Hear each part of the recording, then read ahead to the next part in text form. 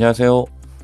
네, 오늘은 사회 1단원 촌락과 도시의 생활 모습에 대해서 선생님과 함께 복습과 정리를 해보는 시간 갖도록 하겠습니다. 자, 여러분들 오늘 선생님이 준비한 사진 자료와 그리고 중간중간에 보여있는 빈칸 함께 생각해 보면서요.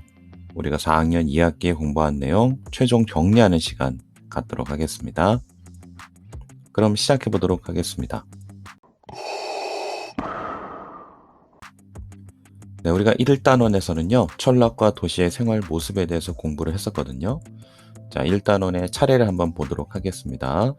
자, 촌락과 도시의 특징에 대해서 공부를 했고요. 두 번째는 함께 발전하는 촌락과 도시. 여기에서는 교류에 대해서 함께 공부했습니다. 자, 촌락과 도시의 특징을 함께 하면서요. 여기 촌락과 도시의 문제점과 해결 방법. 자, 여기까지도 함께 공부를 해봤습니다. 자, 그러면 첫 번째 촌락의 특징 알아보도록 하겠습니다. 네, 여기 장소를 잘 보세요. 네, 어떤 사진인 것 같습니까? 자, 첫 번째 촌락 어디일까요? 자, 힌트가 있는데요. 농사 짓는 땅을 이용한다. 그리고 거기에서 생산활동을 하는 곳이다. 네, 바로 농촌이 되겠습니다. 자, 그러면 논이나 밭, 이게 땅이 되겠죠? 논이나 밭을 이용해서 인간 생활에 필요한 식물을 가꾼다. 또한 그 땅을 활용해서 동물을 기른다. 자, 이러한 일을 바로 농업이라고 하겠습니다. 따라서 이 지역에는 농사 짓는 땅과 농사 짓는 데 도움을 주는 여러 가지 시설들이 있어요. 여기 시설들 볼까요? 여기 정비소가 있어요. 농기계 정비소가 되겠죠? 또 하나 시설은 정미소 있습니다. 정미소는요, 쌀을 탈곡하면 쌀에 이제 쌀을 한번 쭉 걸러주는 거예요. 쭉정이라든가 불필요한 것들은 다 버리고 쌀알만 잘 걸러주는 게 되겠습니다. 네, 그리고 여기에는 보니까 농산물 저장고라고 되어 있어요. 자, 이런 시설들이 바로 농사와 관련된 시설들이 되겠죠. 네, 두 번째 촌락 가보도록 하겠습니다. 자, 여러분들 보자마자 알 것 같아요. 주로 더 많이 보이는 자연 환경이 바로 바다가 되겠습니다. 자, 바다를 이용한다. 그래서 생산활동을 하는 곳이다. 자, 바로 어촌이 되겠습니다. 자, 그럼 어촌에서 하는 일을요? 바로 어업이 되겠죠. 자, 어업으로 하는 일은 바로 물고기 잡기 혹은 김과 미역을 기르기, 바로 양식업이 되겠습니다. 자, 그럼 마찬가지로 어촌에도 어업에 도움을 주는 시설들이 있어요. 여기 보니까 생선 직판장, 여기는 저장소, 뭐 이런 게 되겠습니다. 자, 이런 것들이 바로 어업에 도움을 주는 시설들이 되겠죠. 자, 마지막 세 번째 촌락 가보도록 하겠습니다. 자, 주로 산이 많아요. 자, 산을 이용한다 되어 있습니다. 자, 그럼 여기는 이름이 조금 달라요. 여기는 세 글자입니다. 자, 어떻게 될까요? 바로 산지촌 되겠습니다. 자, 그러면 이 산지촌에서 하는 일. 자, 여기서 많이 어려워하는 친구들이 있었거든요. 자, 여기는 임업입니다. 임업. 자, 여기에서 하는 일은요, 목재 생산, 그리고 산나물 캐기, 뭐 이런 것들과 관련된 일을 하고 있습니다. 마찬가지로 산지촌에도 임업에 도움을 주는 시설들이 있어요.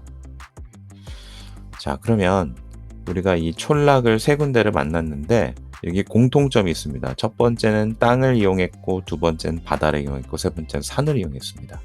자, 이 세 가지는 모두 무엇라고 부를 수 있을까요? 네 글자거든요. 자, 바로 자연 환경이 되겠습니다.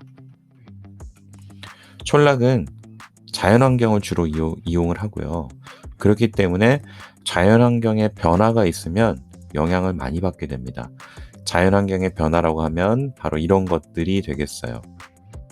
기후 혹은 기온, 날씨 또는 계절 이런 것에 영향을 많이 받게 됩니다. 자연환경이기 때문이죠. 그래서 예를 들면 바다, 자, 태풍이 온다. 자, 물고기 잡으러 나가기 쉬울까요? 어려울까요? 어렵겠죠. 그래서 물고기 잡기도 어려울 거고 바다에 설치해놨던 양식업에 도움이 되는 시설들도 망가질 수가 있습니다. 자, 이런 예를 보면 자연환경이 큰 영향을 미치는 요소가 된다. 자, 이렇게 이해하면 되겠습니다. 자, 지금까지 촌락을 알아봤고요. 이제 도시를 알아보겠습니다. 자, 도시라고 하는 것은요, 인구가 밀집해 있다. 자, 많이 모여 있다.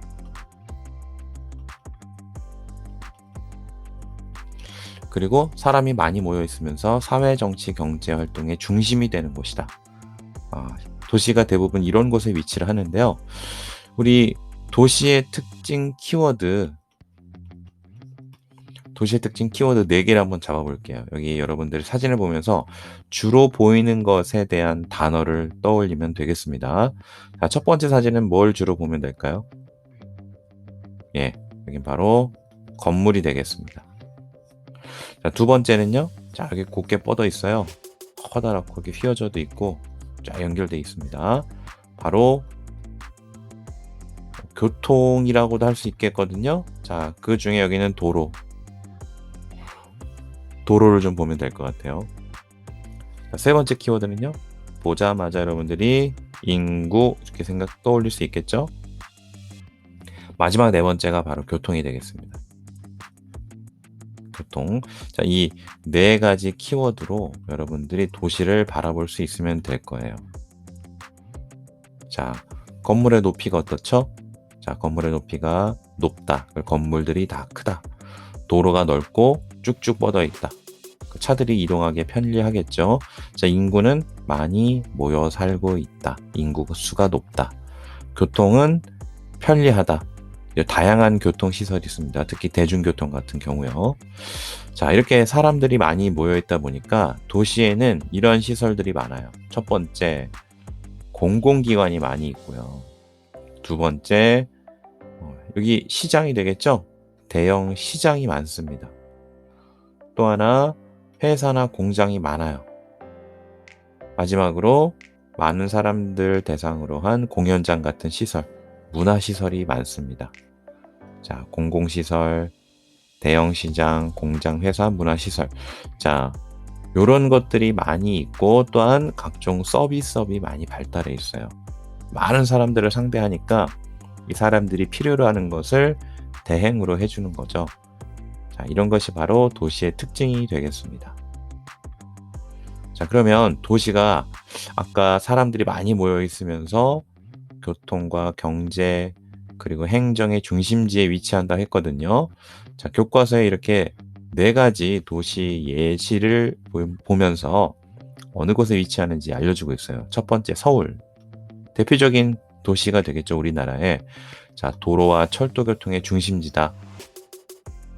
그 다음, 여수시 가볼까요? 자, 여수는 바다에 근접해 있습니다. 그러면서 여기는요, 공장들이 많이 있어요. 그리고 항구라고 하면 여기도 교통이거든요. 배가 많이 들어와요. 교통. 그리고 공장이 있습니다. 아까 도시에 사람들이 많고 회사나 공장이 많다 그랬죠. 자, 부산 가볼게요. 부산 철도 그리고 해상교통. 여기도 배들이 많이 들락날락거리고요. 자, 철도라고 하면 서울에서부터 부산까지 우리가 기차가 연결돼 있잖아요. 그리고 부산에서도 다른 지역으로도 뻗어 나갈 수 있습니다. 자, 마지막 세종특별자치시는 조금 특별한 경우인데요. 세종특별자치시는 계획해서 만든 도시입니다.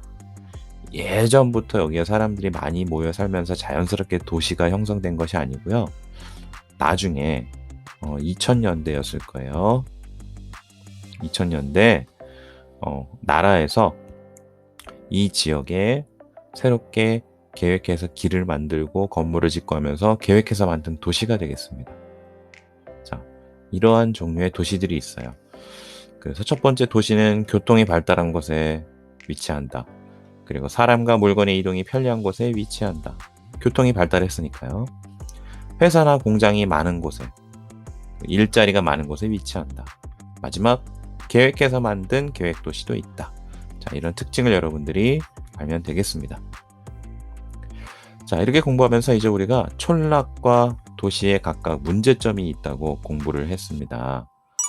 자, 먼저 첫 번째 촌락의 문제점 알아볼 건데요. 선생님이 항상 강조했듯이 문제는 바로 인구에서부터 출발한다. 자, 사람들. 여기 문제점이 나왔어요. 일손이 모자란다. 이 얘기는 사람이 없다는 얘기예요. 일할 사람들이 없다. 여기도 젊은 사람들이 없다. 이렇게 힌트가 돼 있습니다. 이 두 개는 관련이 있어요. 그 다음 정비소가 너무 멀다. 이런 얘기는 편의시설이 없다는 거예요. 편의시설이 부족하다. 마지막 이런 경우도 있습니다. 촌락은 자연 환경을 통해서 생산한 물건을 팔아야 되는데 외국에서 값싼 농산물이 들어와요. 그래서 경제적으로 어려움이 있습니다. 자, 아시겠죠? 자, 첫 번째 문제, 두 번째 문제, 세 번째 문제가 지금 딱 드러났어요. 그러면서 나오는 게 바로 이 그래프입니다. 여러분들이 봐야 할 것은 요거예요. 그리고 여기 초록색. 자, 65세 이상은 노인입니다. 14세 이하는 어린이라고 보면 돼요. 자, 어린이 169, 112에서 43으로 점점 줄어들었죠? 자, 노인은 어때요? 77에서 마지막 127로 점점 늘어났어요. 그래서 고령화라고 할 수 있다는 것입니다. 촌락에서는요. 그럼 가운데 주황색은 무엇이냐? 일할 수 있는 나이대의 생산 가능 인구수입니다. 504에서 285로 줄어들었어요.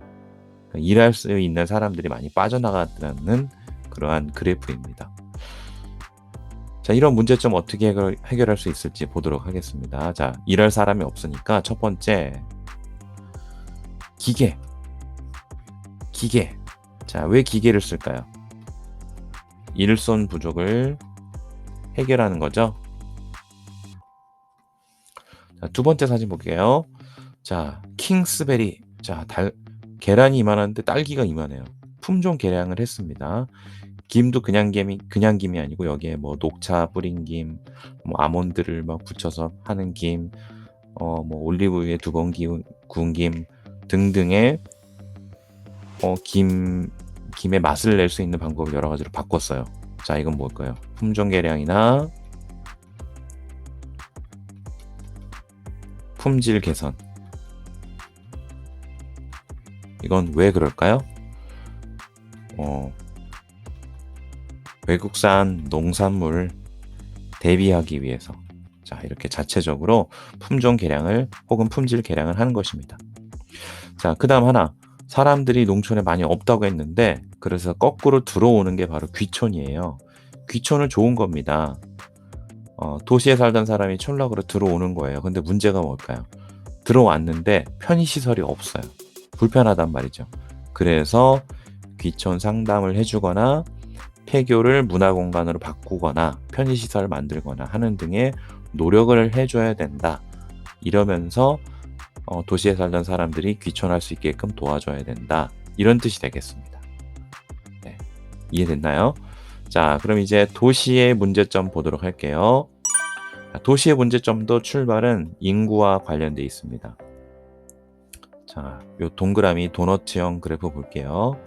촌락 인구는 423만 명인데 도시는 4천입니다. 벌써 엄청 많이 차이가 나죠. 도시 인구가 너무 많은 거예요. 자, 여기도 초록색은 촌락이고 주황색은 도시인데요. 자, 2018년 가면은 어떻게 되나요? 92%가 다 도시 인구예요. 촌락에 사람이 많이 없어요. 그러니까 많이 모여 있으니까 뭔가 문제가 생긴다는 거죠. 그 문제의 하나가 차가 막힌다, 교통 문제, 환경 문제, 범죄 문제, 또 뭐가 있을까요? 여러분들이 생각하는 게 뭐가 있나요? 건물의 노후화. 이런 것도 있었어요. 자, 그러면 이러한 문제를 해결하는 방법이 예시로 쓰레기 문제가 하나 있었어요. 쓰레기 문제. 자, 쓰레기 문제를 해결하려면 개인이 노력해야 되고 친구나 이웃과 함께 노력해야 되는 것이랑 공공기관이 할 수 있는 일, 이렇게 세 가지 분야가 있습니다. 해결하기 위해서. 자, 어떻게 됐나 볼게요. 개인은 자기 스스로 쓰레기를 덜 만들게 한다. 그리고 분리배출을 잘한다. 이건 개인이 할 수 있는 거고요. 함께 할 수 있는 거는 캠페인 활동 같은 게 있었습니다. 그럼 공공기관에서는 시설적인 부분을 혹은 법적인 부분을 노력을 해주는 거죠. 자, 시설을 만들고 과태료 내게 한다. 과태료는 이게 범칙금이니까 법과 관련돼 있습니다. 자, 이런 것에 공공기관은 노력을 해줄 수 있어요. 그럼 만약에 쓰레기 문제가 아니고 교통 문제를 우리가 어떻게 해결할 수 있을지 알아볼까요? 하고서 개인이 할 수 있는 거, 친구나 이웃이 할 수 있는 거, 공공기관이 할 수 있는 거, 뭐라고 쓰면 좋을까요? 개인의 노력. 도시에서 차가 너무 많아요. 어떻게 하면 좋죠? 뭐 요일제 혹은 대중교통을 더 많이 이용하는 거. 이런 거 가능하겠죠. 개인이 할 수 있습니다. 그럼 친구나 이웃이 할 수 있는 것은요. 위에서 봤듯이 캠페인을 할 수도 있을 것 같아요. 혹은 여기에 뭐 카풀 홍보를 한다든지 같이 타면 뭐 좋습니다. 뭐 사고가 덜 날 거예요. 교통체증이 줄 거예요. 하는 캠페인을 할 수 있을 것 같아요. 자, 이제 공공기관은 시설하고 법적인 측면을 고려를 해줘야 된다고 했죠. 자, 시설로서는 주차장 혹은 더 많은 대중교통 시설을 늘리는 거죠. 자, 법으로서 뭐가 있을까요? 요일제 참여하는 차량에게 뭐 세금 혜택을 준다든지. 자, 이런 것들이 바로 공공기관에서 할 수 있는 게 되겠습니다. 자, 만약에 여러분들이 이런 문제가 나오면 이 세 가지 키워드를 각각 이렇게 바꿔서 쓸 수 있으면 되겠습니다. 아셨죠? 자, 이제 촌락과 도시의 공통점과 차이점, 이 부분은 선생님이 이 모든 단원을 공부하고 나서 수행평가를 냈던 부분이에요. 여기를 여러분들이 교과서 공부할 때 어려워하던데 여기 한번 다시 보도록 하겠습니다. 자, 자연환경에서 공통점을 갖고 있는 두 도시를 비교하는 거예요. 자, 해남군 울산광역시거든요. 여기는 촌락이고 여기는 도시예요. 근데 이 두 지역이 자연환경에서 공통점이 있습니다. 자, 보겠습니다. 자, 여기하고 여기 위치하고 있는데 둘 다 주변에 바다가 있어요. 이렇게 바다가 있는 곳인데 두 지역은 한쪽은 촌락, 한쪽은 도시입니다. 자, 여기에서 공통점과 차이점을 찾으려면 여러분들이 키워드를 알고 있어야 돼요. 자, 이런 것들로 비교를 해야 되는 거죠. 이쪽과 이쪽의 건물은 어떤지, 이쪽과 이쪽의 마을은 어떤지, 이쪽과 이쪽의 교통은 어떤지, 이쪽과 이쪽의 인구는 어떤지, 이렇게 비교를 하다 보면 공통점과 차이점이 나옵니다.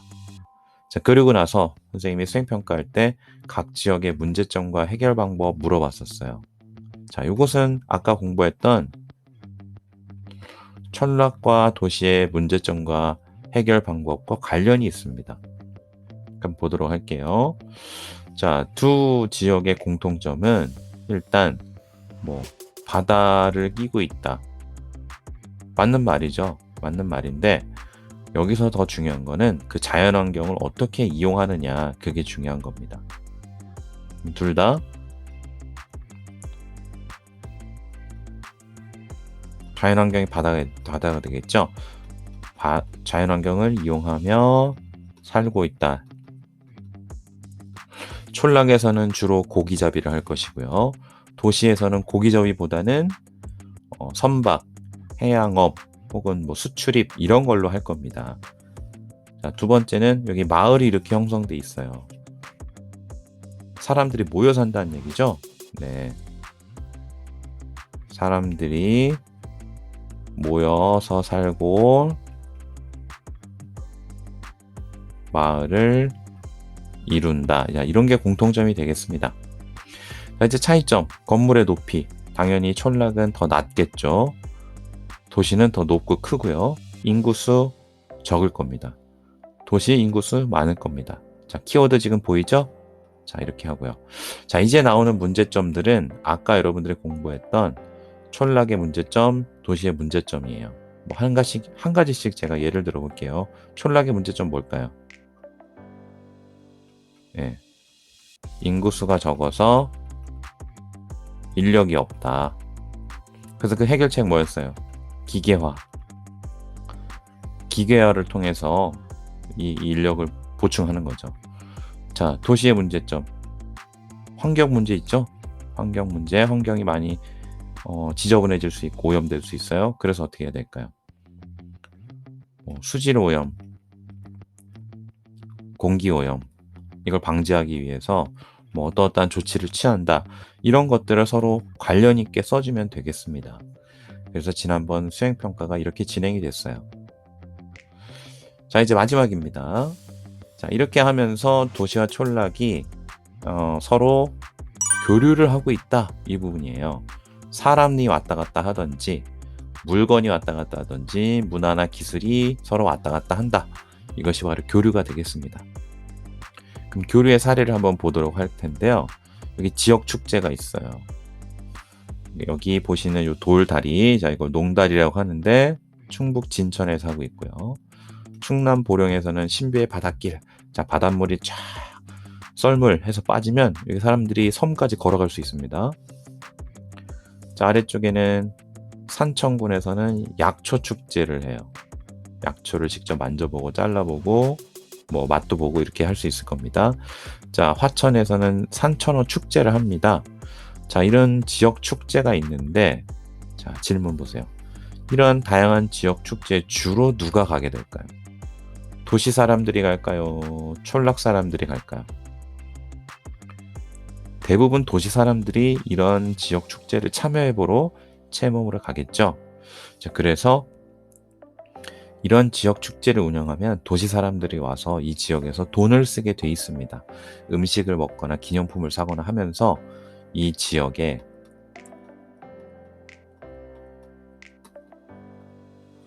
촌락의 경제가 활성화되는 거죠. 사람들이 와서 방문해서 사고, 즐기고, 먹고 하다 보니까요. 자, 그 다음 반대로. 자, 다음과 같은 편의시설이 많지 않은 지역 어디인지를 한번 생각해 보세요. 첫 번째, 첨단의료시설, 종합병원입니다. 자, 공연장이에요. 자, 여기 보면은 대형 백화점, 대형 상점, 도청, 시청, 법원, 이런 공공기관. 자, 누가 주로 가게 될까요? 당연히 촌락 사람들이 이런 시설을 이용하러 오게 되겠죠. 마찬가지로 촌락 사람들이 와서 병원 시설을 이용하든지 대형 상점을 이용하게 되면 도시의 경제가 활성화가 되겠죠. 그래서 서로 교류를 하면 서로 발전하게 됩니다. 자, 이렇게 해서 정리를 하면 도시와 촌락이 교류하는 4가지 방법이 있어요. 대표적인 방법인데요. 첫 번째, 여러분들 경험한 우리 학교 앞에 있는 농협 요 직거래장도 있죠. 직접 농촌, 어촌, 산지촌에서 이 생산한 사람이 가지고 오는 겁니다. 직접 사고 팔아요. 싱싱하게 값싸게 살 수 있어요. 여가생활, 낚시하러 도시에 사는 사람이 촌락으로 갑니다. 여가생활 가능하죠? 그러면 촌락으로 이동을 하게 되니까 교류가 되는 거죠. 지역축제 아까 같이 봤습니다. 또 자매결연이라는 게 있어요. 봉사활동. 이렇게 수학이나 어떤 새로 3, 4월 봄에 뭔가 심을 때 인력이 필요할 때 도와주러 가는 거죠. 그래서 기업이나 학교에서 자매결연 맺어가지고 일선 돕기 봉사활동을 하면서 사람이 가기도 합니다. 자, 이런 것도 교류의 한 방법이다. 자, 이렇게 돼 있습니다. 자, 이렇게 해서 여러분들 지금까지 1단원 부분 함께 살펴봤습니다. 자, 그럼 내일 다음 시간은요 2단원 그리고 3단원 마무리 정리를 해보도록 하겠습니다.